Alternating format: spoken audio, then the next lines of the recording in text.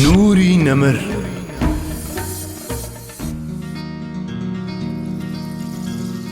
بۆچی ئیمانیان نەهێنا؟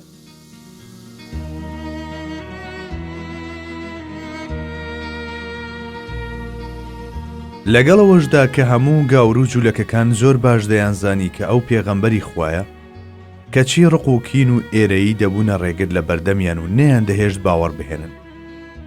ئەم زانینەشیان ئەوەندە ڕوون و ئاشکرا بوو بە جۆرێک کە تەنها سەرنجدانێکی پێغەمبەر درودی خوای دێبێ بەس بوو بۆ ئەوەی ئیمانی پێبهێنن، چونکە ئەوان ئاشنا بوون بە وەسف و ئاکارەکانی پێغەمبەری خوا. قورئانی پیرۆز تیشک دەخاتە سەر ئەم ڕاستیە و دەفەرموێ: الذين آتيناهم الكتاب يعرفونه كما يعرفون أبناءهم وإن فريقا منهم ليكتمون الحق وهم يعلمون. ئەوانەی کتێبمان پێبەخشیون پێغەمبەر دەناسن، هەروەک چۆن نەوەکانی خۆیان دەناسن. بێگومان دەستەیەک لەوان ئەو ڕاستیە دەشارنەوە لە کاتێکدا دەشزانن محەممەد فرستادەی خوایە. لەم ئاەتەدا خوای گەورە ناوی پێغەمبەرەکەی ناهێنێت، بەڵکو بە ئەو ناوی دەبات. ئەمەش ئاماژەیە بەوەی کە هەموو ئەهلی کتاب دوایەمین پێغەمبەریان باش ناسیوە، واتە ئەوان دەزانن کە ئەمە ئەو پێغەمبەرەیە کە لە تەورات و ئینجیلدا باسی هاتووە. ئەویش سەرداری مرۆڤایەتی حەزرەتی ئەحمەد یان محەممەدە، درودی خوای دەبێت، چونکە ئەوان لە مناڵەکانی خۆیان باشتر دەیان ناسی. جارێکیان حەزرەتی عومەر ڕەزای خوای دەبێت لە عەبدوڵڵای کوڕی سەلام دەپرسێت: ئایا حەزرەتی ڕەسوول الله وەک کوڕی خۆت دەناسی؟ ئەویش لە وەڵامدا دەڵێ: بەڵێ، لەویش چاکتر دەمناسی. جا کاتێک حەزرەتی عومەر لی دەپرسێت چۆن، ئەم وەڵامەی دەدات: لەوانەیە سەبارەت بە کوڕەکەم بکەومە گومانەوە، چونکە دەگونجێت هاوسەرەکەم فریوی دابم. بەڵام هێندەی تۆسخاڵێک گومانم نییە لەوەی کە حەزرەتی محەممەد دوایەمین پێغەمبەری خوایە. ئەم وەڵامە هێندە دڵی حەزرەتی عومەر خۆش دەکات، هەڵدەستێ سەری عەبدوڵڵا ماچ دەکات. غیرە و حەسوودی. بەڵێ، ئەوان بە چاکی پێغەمبەری خۆیان دەناسی، بەڵام ئیمان شتێکە و ناسین شتێکی تر. ئەوان دەیان ناسی، بەڵام نەیان دەتوانی ئیمانی پێبهێنن، چونکە غیرە و ئێرەی بووبوونە بەربەست لە بەردەم ئیمانهێنانیاندا. هەروەک قورئانی پیرۆز دەفەرموێ: ولما جاءهم كتاب من عند الله مصدق لما معهم وكانوا من قبل يستفتحون على الذين كفروا فلما جاءهم ما عرفوا كفروا به فلعنة الله على الكافرين. کاتێک لەلایەن خواوە کتێبێک هات بۆیان کە ئەو کتێبانی ئەوانیش پەسەند دەکات و بەڕاستی دەزانێت، ئەوان پێشتر داوای سەرکەوتن و زاڵبوونیان بەسەر ئەوانەی بێباوەڕ بوون لە خوا دەکرد بەهۆی شوێنکەوتنیان بۆ پێغەمبەر، کەچی کاتێک ئەو پێغەمبەرەیان بۆ هات کە دەیان ناسی، بەڕوایان پێ نەکرد، کەواتە با نەفرین و لعنەتی خوا لەسەر کافران بێت. خوای گەورە لەم ئاەتەدا هۆی ڕاستەقینەی ئیمان نەهێنانیان بە پێغەمبەر درودی خوای لێبێ باز دەکات. هەموو گرفتەکەیش لەوەدا خۆی دەبینێتەوە کە خاتەمی پێغەمبەران جوولەکە نەبووە. ئەگەر پێغەمبەری خوا لە جوولەکەکان بووایە، بێگومان هەڵسوکەوتیان زۆر جیاواز دەبوو. بەڵگەش لەسەر ئەمە عەبدوڵڵای کوڕی سەلامە، پاش موسڵمان بوونی هاتە خزمەت پێغەمبەری خوا و ئەم پێشنیازەی کرد: ئەی پێغەمبەری خوا، لە جێگەیەکدا من بشارەوە و هەرچی زانای جوولەکە هەیە لە مەدینەدا بانگیان بکە. ئەو جا پرسیاری من و باوکمیان لێ بکە، بە دڵنیاییەوە وەڵامەکەیان ئەرێنی دەبێت. دواتر من خۆم ئاشکرا دەکەم و موسڵمان بوونەکەم ڕادەگەێنم. پێغەمبەری خوش ئەم پێشنیازەی پەسەند کرد. ئیتر عەبدوڵڵای کوڕی سەلام لە جێیەکدا خۆی حەشاردا و زانا جوولەکەکانیش ئامادە بوون. پێغەمبەری خوا لێی پرسی: عەبدوڵڵای کوڕی سەلام چۆن پیاوێکە لە ناوتاندا؟ وەڵامیان دایەوە: خۆشی و باوکیشی زاناترین و بەرزترینی ئێمە. پاشان پێغەمبەر درودی خوای لێبێ فەرمووی: باشە ئەڵێن چی ئەگەر ئیمانم پێبهێنێ؟ وتیان: مەحاڵە، هەرگیز شتی وا نابێت. ڕێک لەو کاتەدا عەبدوڵڵای کوڕی سەلام ڕەزای خوای لێبێ هاتە دەرەوە بۆ ناویان و شایەتوانی هێنا و تەزدیقی پێغەمبەری خوای کرد. جوولەکەکان سەریان سوڕما بوو. لە بەرامبەر ئەم هەڵوێستەوە دەست بەجێ و تەستایش ئامێزەکانی پێشویان گەڕاندەوە و کەوتنە بوختان هەڵبەستن. ئەو خراپی کوڕی خراپمانە. لە پاش ئەمە پێغەمبەری خوا ڕێی نەدا چیتر ئەو دوو ڕوانە لە حزوری دادا بنیشن. ئەم ڕووداوە بەڕوونی دەیسەلمێنێ کە جوولەکە پێغەمبەری خۆیان دەناسی، بەڵام بڕیاری پێشوەخت و چاقبەستویان بووە بربەست لەوەی باوەڕ بهێنن. سەلمانی فارسیش خۆی بۆ خۆی بەڵگەیەکی هەمیشەییە لەم بابەتەدا. یەکەم جار ئاگرپەرست بوو، بەڵام بۆ دۆزینەوە و گەیشتن بە دینی حەق بە تاسەوە دەسووتە. دواتر چووە ناو ئاینی مەسیحیەوە، ئیتر لە کڵێسادا دەمایەوە خۆی تەرخان کرد بۆ خواپەرستی. ئەو ڕاهیبەی شوێنی کەوتبوو زۆر بە ساڵاتچوو بوو، وادەی مەرجی نزیک بووبەوە. بۆیە سەلمان داوای لێکرد وەسێتی بۆ بکات تاوەکو بچێت بۆ لای ڕاهیبێکی دیکە. ئەویش ناونیشانی پێدا. بەم شێوەیە لای زۆرێک لە ڕاهیبەکان مایەوە، تا لە کۆتاییدا هەمان داوای لە ڕاهیبێکی بەختیار کرد کە لە دوا ساتەکانی ژیاندا بوو. ئەم زانا مەسیحیە ئەم ئامۆژگاریەی کرد: کوڕی خۆم، کەسێک شک نابم لەسەر ئەم ڕێبازەی ئێمە مابێت و بدنێرم بۆ لای، بەڵام کاتی هاتنی پێغەمبەرێک نزیکە، ئەو بە ئاینی ئیبراهیم ڕەوانە دەکرێت. لەو جێیە سەر هەڵدەدات کە ئیبراهیم کۆچی بۆ کرد. اینجا کۆچ دەکات بۆ جێگایەک کە کەوتووەتە نێوان دوو چیاوە کە بەردەکانی ڕەشن. لەوێ نیشتەجێ دەبێت، هەندێ نیشانەی هەیە ناشارێتەوە، دیاری وەردەگرێت بەڵام خێر و سەدەقە وەرناگرێت. نێوان دوو دەفەیشانی نیشانە و مۆری پێغەمبەرایەتی پێوەیە. ئەگەر توانیت بگەیتە ئەو وڵاتە، ئەوا بڕۆ بۆ لای. با پاشماوەی بەسەرهاتەکە لە خۆیەوە ببیستی. ماوەیەک لە ئاموریە مامەوە، بە دوای کاروانێکدا دەگەڕام تا بمگەێنێتە ئەو جێگایی کە ڕاهیبەکە ناونیشانی بۆ هەڵدا بوو. لە کۆتاییدا کاروانێکم دیتەوە و ڕێکەوتین لەسەر ئەوەی بەرامبەر بە کرێیەک منیش لەگەڵ خۆیاندا بەرن. بەڵام کاتێک گەیشتینە ئەو ناوچەیەی کە بەوادی القەران ناسراوە، ستەمیان لێکردم و وەک ئەوەی کۆیلە بم، فرۆشتیانم بە کابرایەکی جوولەکە. جا کاتێک بێستانی خوورمام دی، وتم پێدەچێ ئێرە ئەو جێگەیە بێ کە ڕاهیبەکە بۆی باس کردم و ئیتر لەوێ مامەوە هەتایەکێک لە جوولەکەکانی بەنو قوڕەیزە منی لەو کابرایە کڕیەوە و بردمی بۆ مەدینە. لەوێ لە باغە خوورماکاندا ئیشم دەکرد. بواریشم نەبوو هیچ هەواڵێک دەربارەی پێغەمبەری خوا بەدەست بهێنم. جارێکیان هەروەک ڕۆژانی ئاسایی سەرکەوتبوومە سەردارێک و خەریکی لێکردنەوەی خوورما بوو. کابرای جوولەکەش لە ژێر دارەکەدا دانیشت بوو. لەو کاتەدا یەکێک لە ئامۆزاکانی هات و بە تووڕەیەوە وتی: خوا لە ناویان بەرێ، خەڵکی هەموو بەرەو قوبا دەڕۆن. لە مەکەوە پیاوێک هاتووە و بانگەشەی پێغەمبەرایەتی دەکات. خەڵکەکەش وا دەزانن پێغەمبەرە. هەرکە ئەو قسەیەم بیست، لەرزێکم لێنیشت و خەریک بوو بکەومە خوارەوە بەسەر خاوەنەکەمدا. بەپەلە لە دارخورماکەدا بەزیم و بە کابرام وت: ئەوە دەڵێ چی؟ ئەوە دەڵێ چی؟ ئەمە چه هەواڵێکە؟ کاتێک خاوەنەکەم ئەم پەرەوشێمی بینی، بە پشتی دەستی زلەیەکی توندی لێدام و وتی: بە تۆ چی؟ بڕۆ بەلای کاری خۆتەوە. منی ژوتم: هیچ، تەنها ویستم بزانم چی ڕوویداوە. دووبارە چوومەوە سەر درەختەکە.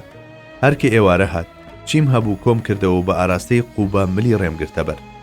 پێغەمبەری خوا صلی الله علیه وسلم لەگەڵ هاوڵانی دادانیشت بوو. چوومە پێشەوە وتم: ئێوە کەسانێکی هەژارن، منیش بە دوای شوێنێکدا دەگەڕام سەدەقەی بدەمێ، فەرموون بیخۆن. پێغەمبەری خوش ڕووی کردە ئەوانی دەوروبەری و فەرمووی: ئێوە فەرموون، بەڵام خۆی دەستی بۆ نەبێت. ئیتر منیش لە دڵی خۆم داوتم: ئەمە یەکەم نیشانەیە کە ڕاهیبەکە باسی کرد. ڕۆژی دواتر دیسانەوە چوومەوە، بەڵام ئەم جاریان وتم: ئەمە سەدەقە نیە، بەڵکو دیاریە، فەرموون بخۆن. ئەم جار پێغەمبەری خوا فەرمووی لە هاوڵانی کرد و خۆیشی خواردی. وتم: نیشانەی دووەمیش هاتە دی. ئەم جا چوون بۆ لای پێغەمبەری خوا لە بەقیع الغەرقەد کە گۆڕستانی مەدینەیە، شوێن جەنازەی یەکێک لە ئەسحابەکانی کەوتبوو. چوومە لایەوە و سەلامم لێ کرد. دواتر چوومە پشتیەوە و هەوڵمدا مۆری پێغەمبەرایەتیەکەی نێوشانی ببینم. زانی کە نیەتم چییە؟ جاخۆ سەرشانەکانیشی بە دەرەوە بوو. ئیتر مۆری پێغەمبەرایەتیشم بینی. نیشانەی سێیەمیش هەروەک ئەوە بوو کە چەندین ساڵ پێشتر ڕاهیبەکە بۆی باس کرده بوو. خۆم پێ نەگیرا و باوەشم پیا کرد و دەستم کرد بە ماچکردنی مۆرەکە. اینجا پێغەمبەری خوا فەرمووی: ئارام بۆ. منیش لە حزوریدا دانیشتم و بە درێژی بەسەرهاتەکەمم بۆ ژێڕایەوە. پێغەمبەر درودی خوای لێ بێ بەمە زۆر خۆشحاڵ بوو، ویستی هاوڵانیش گوێبیستی بەسەرهاتەکەم بن.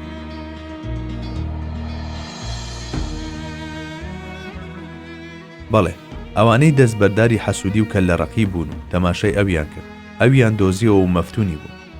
لە ڕووی چۆنیەتیشەوە لە نێوان ئەمڕۆ و دوێنێدا تۆسقاڵێک جیاوازی نییە، وا ئەمڕۆژ هەزاران کەس ڕاستی پێغەمبەرایەتیەکەی بە چاوی خۆیان دەبین و تەزدیقی دەکەن و بە هەموو جیهانیشدا جار دەدەن کە ئەو دواهەمین پێغەمبەری خوایە.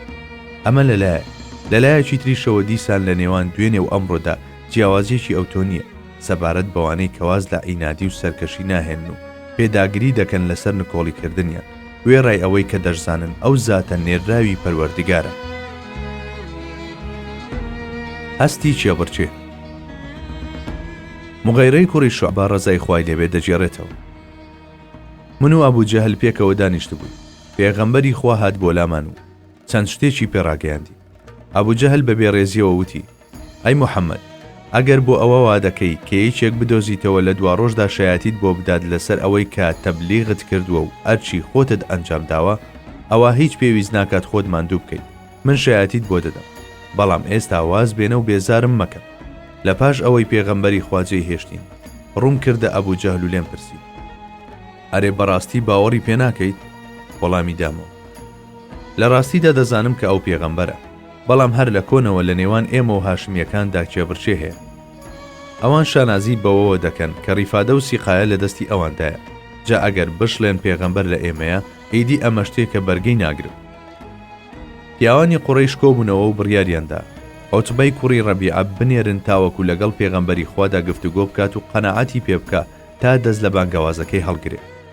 عوتبە یەکێک بوو لە پیرمەندانی ئەو سەردەمە و شارەزاییەکی تەواوی لە ئەدەبیاتی عەرەبیدا هەبوو، خاوەن سەروەت و سامانێکی زۆر بوو. عوتبە چوو بۆ لای سەروەری هەردوو جیهان، وای دانابوو ژیربازی پێچاوپێکی لۆژیکی بکات. بۆیە پرسی: ئەی موحەممەد، تۆ باشتری یان عەبدوڵای باوکت؟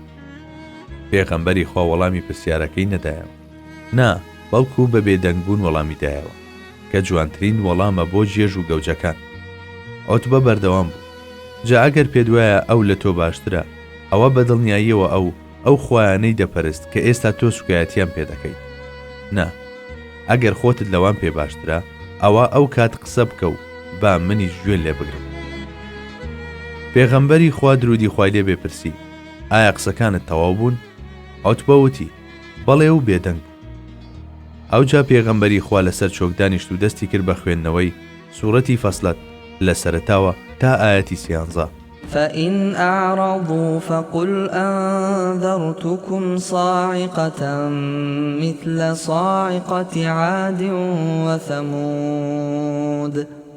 جا ئەگەر لەگەڵ ئەم هەموو دەسەڵات و توانایی و زانایی خوای گەورەدا پشتیان هەڵکرد و گوێیان نەگرت، پێیان بڵێ: من ئاگادارتان دەکەم لەوەی کە شەریخە و بروسکە و کارەساتێکتان بەسەر بێت، وەک ئەوەی کە بەسەر عاد و سەمود هات.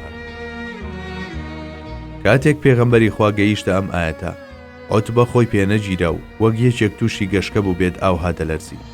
لە تاوە دەستی خستە سەردەمی پێغەمبەر و بە پاڕانەوە پێیوت: بۆ خاتری ئەو خوای باوەڕت پێیەتی بێدەنگ بە.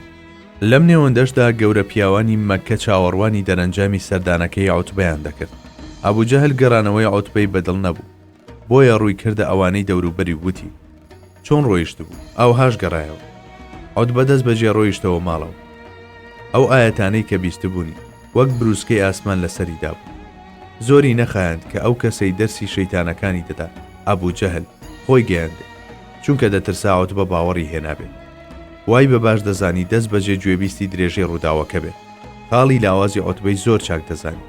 دەماری فیز و لوت بەرزی عوتبەی دەگەست، کەوتە خۆی وتی: ئەی عوتبە، بیستومە موحەممەد زۆر ڕووی پێداویت، میوانداری کردویت و خوانی بۆ ساز کردووی، تۆش بەرامبەر بەو پێشوازیەی خۆت پێ نەژگیراوە و باوەڕت پێهێناوە.